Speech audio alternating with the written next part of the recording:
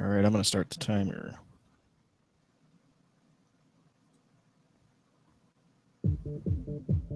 Hello and welcome to another episode of Wi-Fi Optional, the weekly tech show where we talk tech so you don't have to. This is episode 27, recorded July 5th, 2016. My name is Rakshan Wijaratna, and with me is Mr. Jason Wadicott, as always, after our 2-week mandatory union break. Yes, welcome back. Lots have happened since we took our break, and we actually had a tough time trying to trim off what to talk about and what not to talk about. But I think for the most part, we have a pretty chock full show. Yeah, I think we may have lost Jason already. Let's ping the news. Let me get the audio going here.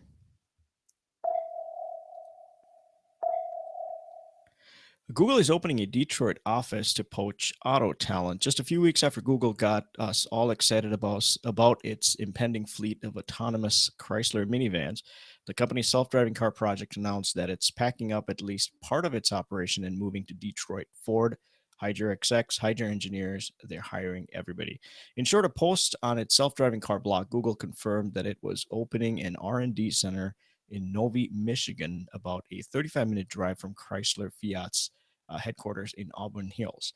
Many of the current partners are based here, so having a local facility will help us collaborate more easily and access Michigan's top talent in vehicle development and engineering. At this 53,000 square foot development center, the engineers working with local partners will further develop and refine self-driving technology. One of the first tasks will be to ready out self-driving Chrysler Pacifica hybrid minivans. Google has not said before that it's not necessary. Although Google has said before that it's not necessarily interested in making a car, this hints that the company will be much more involved in the actual manufacturing process of said minivans. Additionally, the location is not too far from MCD at the Ann Arbor testing facility for autonomous vehicles. Makes complete sense for them to actually do this.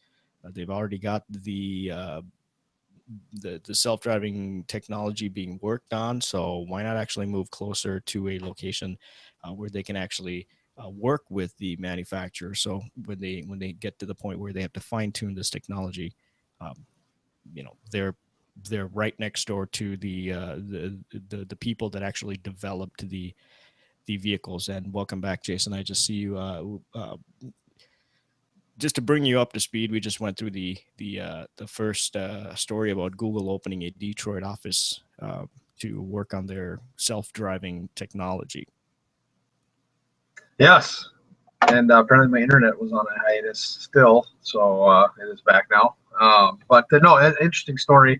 I know we talked about it a month or so back about what made sense for Google or for Apple or for anybody to pair with, and minivans made sense just for the widespread use or the ability to fit people's lifestyles, every type of person's lifestyle. So interesting that they would move so close to Ford and Chrysler and kind of get in their backyard to start developing more of their own self-drivable cars instead of modifying, retrofitting, I should say.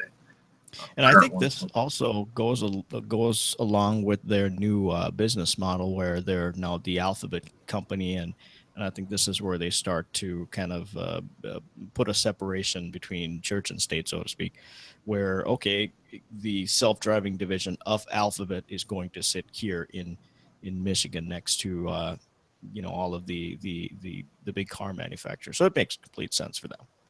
Exactly. Next story, Google opens faster big data pipe between US and Japan. Last Wednesday, Google unveiled its latest investment in long-haul undersea fiber optic cabling, dubbed the Faster Cable System. It is the highest capacity undersea cable built to date, providing 60 terabits per second of bandwidth between the United States and Japan. It's about 10 million times faster than an average cable modem, Google noted. Google is one of the 6 members of the Faster Consortium, which officially announced the development of the cable in 2014, Google has sold access to a pair of 100 gigabit by 100 wavelength optical transmission strands that run between Oregon and mainland Japan. One is used for sending data while the other is for receiving. Total investment in the faster system reportedly approximately 300 million US dollars. And I think you brought up a very good point why they would be doing this.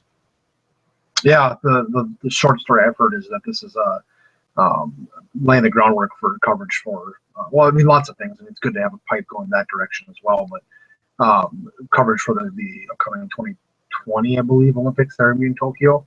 And I guess the game plan is instead of using satellites and things, that they're going to basically be streaming everything um, right through the internet, back to people and B networks in order to have coverage. So the interesting about me is 300 million, as stupid as it sounds, seems actually really cheap to do something like this when you think how much a single foot of fiber optic cable costs. And then, let alone burying it at the bottom of the sea as you run across to Japan. But it seemed actually cheaper than I thought it would be when I saw the number originally. And also, I have a feeling that there might be some other business opportunities for them as well outside of what their their own data transmissions. They might be actually lighting up a couple of extra dark fiber strands for whatever other business ventures. Hey, if it's some kind of a telecom venture that comes in and says, hey, you know what, we need fiber between these two continents, Google will sell it to you. So I'm sure Well, that's the thing that, is, if you own the fiber, then you kind of become the toll, the troll on the edge of the bridge, getting the toll, So right, exactly. it makes sense for them to do something like that. And it kind of goes along with what they've done with getting getting not Uber and fiber, getting fiber out to everyone. Going to these different cities, Chattanooga and all these different places and things where they started their own fiber services. So now they're just expanding that out to go across seas. So makes sense. The next article is a little interesting story about how behind our government is. Pentagon coordinates the U.S. nuclear weapons using a floppy disk, as it turns out. The new report of the U.S. Government Accountability Office, GAO, has found that the country's Department of Defense is still using a 1970s era computer systems that require original 8-inch floppy disks. Floppy disks became obsolete in the late 90s as CDs started to become widely used. As the report says, agencies reporting using several systems that have components that are, in some cases, at least 50 years old. The Department of Defense uses 8-inch floppy disks as a legacy system that coordinates the operational function of the nation's nuclear forces. The Department of Treasury uses the assembly language code, computer language initially used in the 50s and typically tied to hardware for when it is developed. So, this when I first saw this story, I was thinking kind of like an air gap situation where they're running these computers off of floppies and things so that they're not on the internet and somebody can't, war games hack into them with a phone line or something. But it just turns out that they're just behind the times, which is scary. But what I also saw is it reports that the department plans to upgrade these in the end of 2017. So I don't know if that was planned, and that's why the story came out. It ended up being some report that got declassified, or if this report came out and they go, okay, we might as well upgrade now, 30 years later. The other side, while you were mentioning the article, I was wondering, is that necessarily even a bad thing? Because just about all of these hacks that we've been talking about and we've heard about have been to they've been compromising current systems, and so the hackers and these malware developers are keeping up with the times, and it's kind of a cat and mouse game. But you have a very valid point. Yes, these are absolutely obsolete, and we need to update them. What's going to happen if one of these break? I mean, who's going to have the parts? Are we going to have to 3D print a head for a floppy drive? But from a security standpoint, these might actually be a little bit safer. I'm not going to say they're completely safe, but in order to compromise one of these, you have to have a reciprocal far end being able to talk to one of these legacy systems. And who's even got these legacy systems anymore? And that's the thing. I mean, and maybe that's what they thought about all the time is if they don't need anything that needs to be. I shouldn't say the word that needs to be redundant or anything like that, but maybe that's the point is just keep it simple and keep it. Sometimes think of well, Independence Day was just yesterday, and the movie Independence Day. What did they use when the aliens took over the world? They went back to using telegraph Right. because they were controlling all the digital and the data lines and things, and they wouldn't use telegraph. So maybe they're thinking in that sense is just we're still using this old technology, but a it's like you said it's behind the times and not something someone's going to look at and hack, and b if it's kind of one of those is broke don't fix it, or if it's not broke don't fix it kind of situation. So I don't know to see what they upgrade to. Maybe they'll upgrade to zip drives next or something. Who knows? Yeah, I didn't see exactly. what they're upgrading to. They're 100, just upgrading. megabit. Yep. 100 meg zip drives. Yeah. Um, Self-driving Tesla was involved in a fatal crash. The race by automakers and technology firms to develop self-driving cars has been fueled by the belief that computers can operate a vehicle more safely than human drivers, but that view is now in question after the revelation on Thursday that the driver of a Tesla Model S electric sedan was killed in an accident when the car was in self-driving mode. Federal regulators, who are in the early stages of setting guidelines for autonomous vehicles, have opened a formal investigation into the incident, which occurred on May 7th in Williston, Florida. In a statement, the National Highway Traffic Safety Administration said preliminary reports indicated that the crash occurred when a tractor trailer made a left turn in front of the Tesla and the car failed to apply the brakes. It is the first known fatal accident involving a vehicle being driven by itself by means of sophisticated computer software, sensors, cameras, and radar. The initial reports claim that the the car was not able to sense the tractor because of the positioning of the sensors. No, I don't know if this is going to change the way these sensors are being placed or how it's gonna track, but it'll be interesting to find out if Tesla is going to come out with final verdict saying, hey, this is what happened. Here's how we've fixed it. Yeah, and I think that's the self driving feature in the Tesla is in beta. I don't know how I feel warm and fuzzy about a beta feature being in a half-ton piece of machinery flying down the road, but um, it still is in beta, and I think this is a horrible incident of what happens when things are not in a full version. But I agree. I think they're gonna have to tweak all the sensors. Well, apparently, there's been other reports, not crashes, but other reports of things not being sensed. Like jacked up trucks or other vehicles that don't ride low to the ground, and the Tesla's not finding them. So this isn't the first type of issue like this, but this is the first really bad, fatality, I guess, that happened because of it. And the real interesting thing about it was the individual involved. I don't know if they've released all this full information. I believe they have now, but he was apparently a member of like SEAL Team 6, and it was a discharge from Marines and all this kind of stuff. And now he was like running a technology startup. So apparently he was on Tesla's radar for being an individual that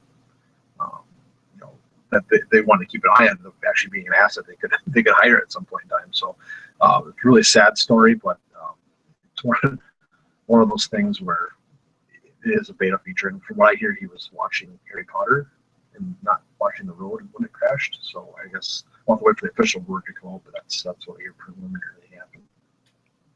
Yeah, you're exactly right. The self-driving feature is still in beta, and if my memory serves me right, the videos that I've watched before you even launch it, and then there's all kinds of warnings that come up just like on a GPS. It says, "Hey, don't use this while you're driving." Blah blah blah. It's just your standard disclaimers. There are a set of disclaimers that come in saying this is in beta. Make sure that you're always paying attention. Be prepared to slam on the brakes or take over control at any point in time. Um, with that said, I think I wonder if we're getting to a position where we're now starting to get too comfortable with the self-driving features, like, oh, this is going to take care of everything, just like how texting kind of has taken over. It's like, don't text and drive, don't text and drive, but people still do it because how you get hooked on it. So with all the technology around, I wonder if we're going, oh, hey, this is something that the car is going to automatically, take care of itself. But the thing is, no matter how advanced the technology is, it just can't keep up with the human brain. I mean, if you were driving in this tractor trailer pulled in front, you're going to immediately slam on the brakes. That's going to be your automatic reaction, your reflex action. But for whatever reason, that this couldn't keep up. But yeah, like you said, they're gonna have to make some changes, and I'm sure that's down their path. Obviously, they have to take a look and see why this happened, and come up with a more or less a fail-safe approach to having the self-drive feature if they're gonna release it. And it just one last note is I think there was actually I read it somewhere else that there was actually studies back when cruise control came about, and they found that people even using cruise control, your I can't remember if it was like you're 25% more likely to fall asleep or doze off using cruise control because you're actively your mind is telling you that you don't have to pay attention as much, and like your reaction time is like a whole second. So multiply that by someone thinking the car's driving by you, and yeah, it's an appetite for destruction. So it's definitely something we have to reevaluate as we move forward with this whole self-driving revolution that we're getting into. So, Right, exactly. last story of our opinion of the news, our section here is Apple saying that it might slow down its release cycle. Apple has reported in an article from CNET that they might prolong its iPhone refreshness from every 2 years to every 3 years. The company currently uses major iPhone upgrades every other year, thus monumental models. For example, the iPhone 5 was followed by a more incremental iPhone 5S, and the 6 by the 6S accordingly. The shift from the plan is likely, according to Japan's, I can only pronounce that as a Nikkei, I believe, the Nikkei newspaper, just as the smartphone market itself is shifting. Apple would ramp up to a 3-year upgrade cycle for major refreshes for a couple of reasons, says the Nikkei. First, smartphone demand is slowing. In the first quarter of the year, Apple suffered its first ever drop in smartphone sales. Secondly, Apple is outfitting each new iPhone with fewer enhancements. The iPhone 6S and 6S Plus offered little in the way of new features beyond the touch pressure sensitivity and live photos, which generates quick videos basically out of your photos. Reports say that the year's expected iPhone 7 lineup will include just a few new features, such as dual speakers, dual camera systems, but only on the iPhone 7 Plus for the latter. So, interesting. We've kind of seen this happen. Moore's law is slowly starting to slow down, and it's gone from every 18 months things double to it's starting to slow down here. And I think we're starting to see that with the smartphone world.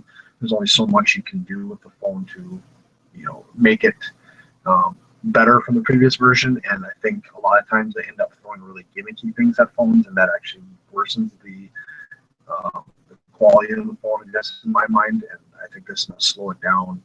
I don't see them. It's proven by the numbers that their sales are in a decline and not in an increase. And I think that people realize that you don't need an iPhone 6S over a 6, other than a few. Yeah, I think you're right. I think the phone market, in my opinion, is now driven by two things. One is a carrier, and two is what ecosystem you want to buy into. But I think the days of people going, "Hey, the iPhones are better than, or the Apple devices are better than the Android devices," are slowly starting to fade. I think people know what the iPhones can do, the Apple devices can do, and people are very familiar with Android. I think it now comes down to who's got more features, who can run what, versus one is better than the other. And which kind of and again, to your point, where they went from an 18-month cycle time to now they're going to a 3-year cycle time, where I think we're kind of seeing a technology plateau. It's like, how much more can you pack into this? The camera's going to get better, it's going to get faster and faster and faster, but the phone can only be so fast, because your back end carrier has to be able to support that speed as well. If you want to get lightning fast data, your carrier has to support it.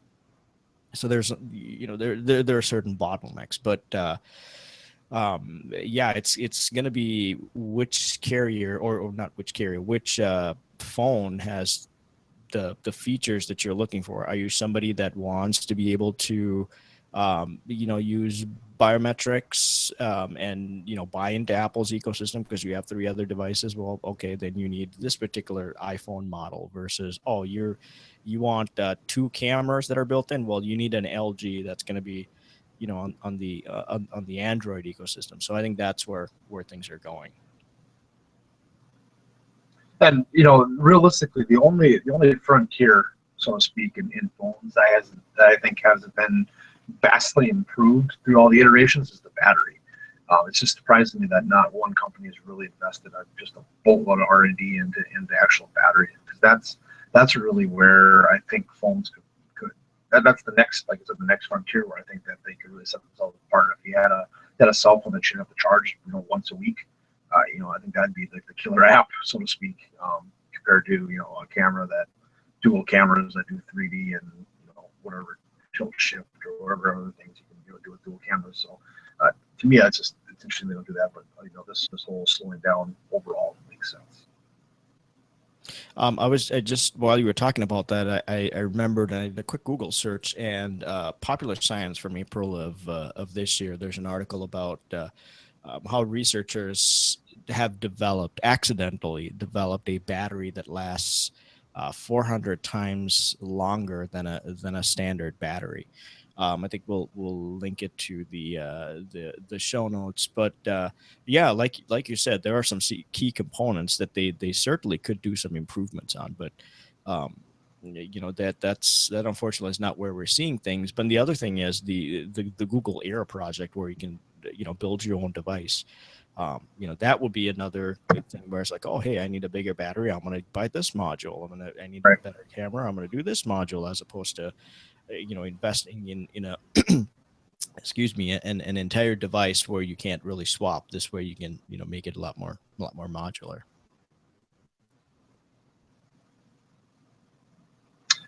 So transitioning into talking about more about cell phones, our main discussion topic for the day is a little bit of mix of both. But we had two announcements this last week. Android officially announced what they're naming their phone, even though they didn't listen to anybody that wanted to name it, Phony McPhone Face or something. And then they also announced that they're looking at making their own phones directly going forward for their Nexus line, which is also an interesting revelation for them as well. Yeah, the apparently Namey McNameface was There you go. one of the top contenders for Android N. But they did end up naming it Android N, which is going to be Nougat. This is Android version 7. A quick and dirty, the 8 big things with Android N: better UI notifications, quick switch and multi-window, picture in picture, mostly picture in picture. If you're gonna watch a video, then you can, or a movie, then you can actually just picture in picture it and then run something else in the background. Vulkan API support, which is their equivalent or replacement, I should say, to the OpenGL support. So video game rendering will be a little bit better. Daydream VR, and looks like they're laying the groundwork for virtual reality headsets, which is awesome. Then the Allo and Duo, which are the replacements for Hangouts and Google Talk.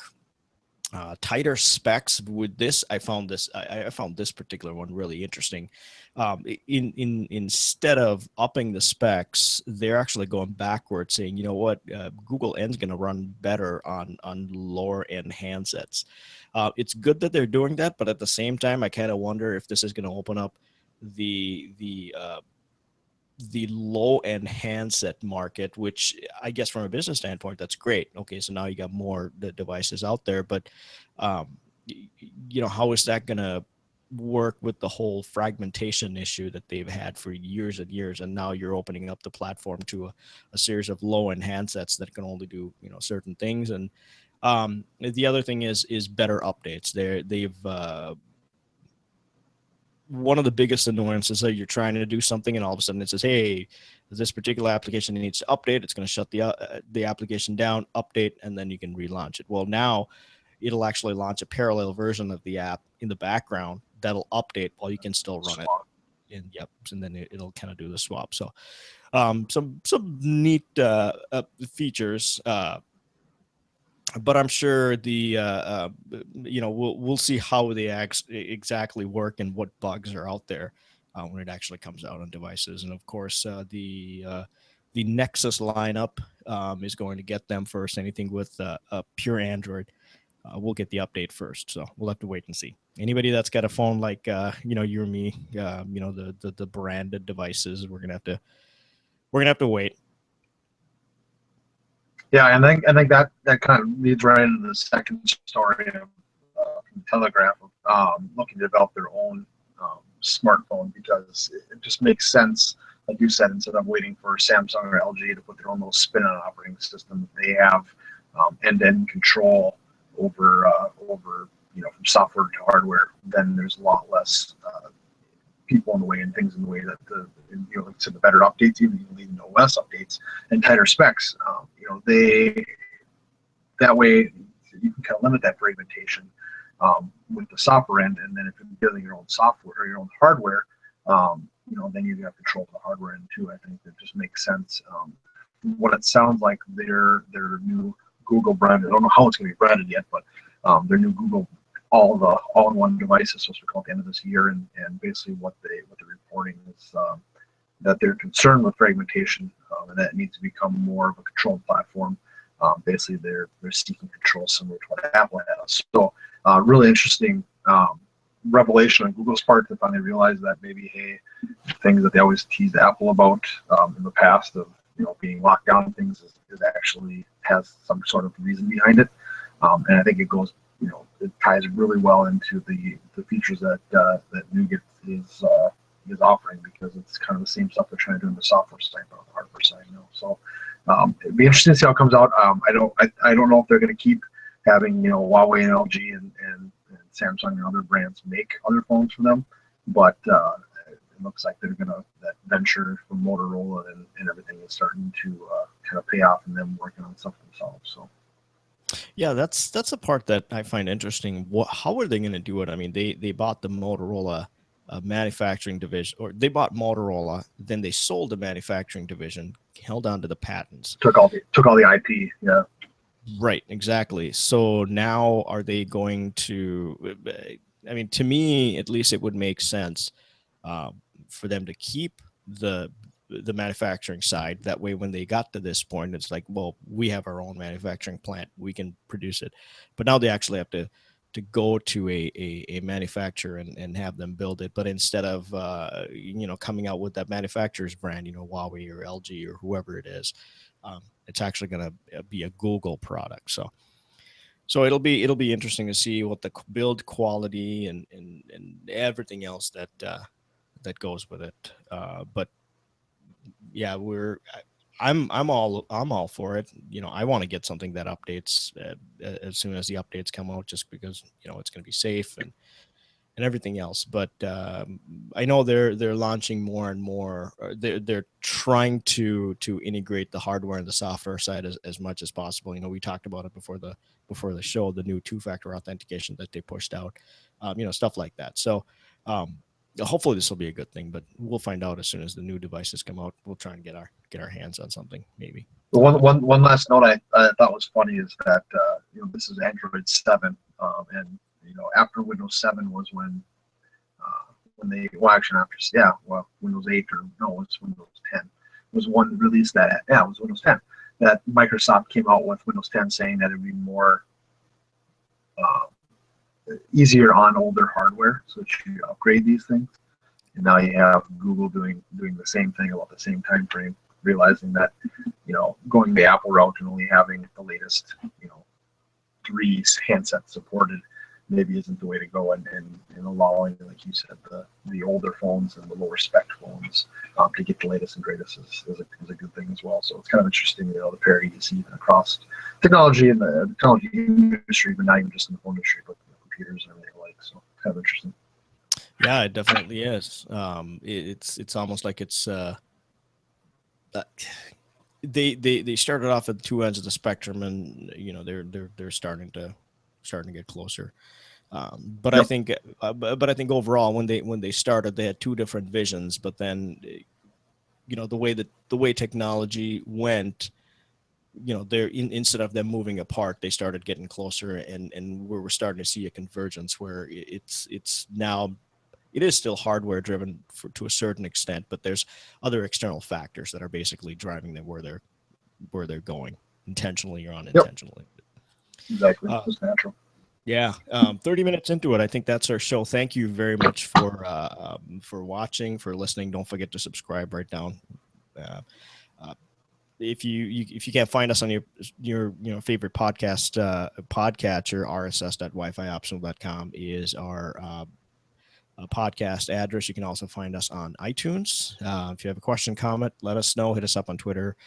Our Twitter handle is Wi-Fi Optional. Info@wifioptional.com is our email address. Thank you to Purple Planet for getting us the music. You can always find them at purple-planet.com. And my name is Rikshan Wijaratna, and this is Mr. Jason Wadicott.